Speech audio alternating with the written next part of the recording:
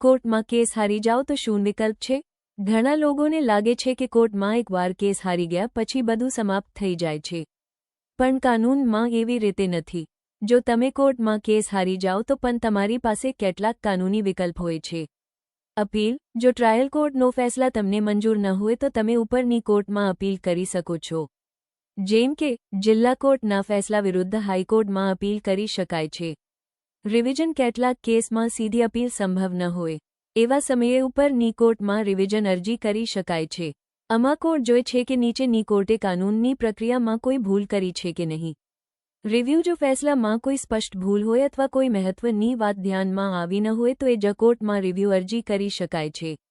સમજોતો: ક્યારેક કેસ હાર્યા પછી પણ બંને પક્ષ આપસમાં સમાધાન કરીને વિવાદ સમાપ્ત કરી શકે છે. નિષ્કર્ષ: કોર્ટમાં કેસ હારી જવાનો અર્થ એ નથી કે ન્યાય મળવાનો રસ્તો બંધ થઈ ગયો. કાનૂનમાં અપીલ, રિવિઝન અને રિવ્યૂ જેવા વિકલ્પ ઉપલબ્ધ છે.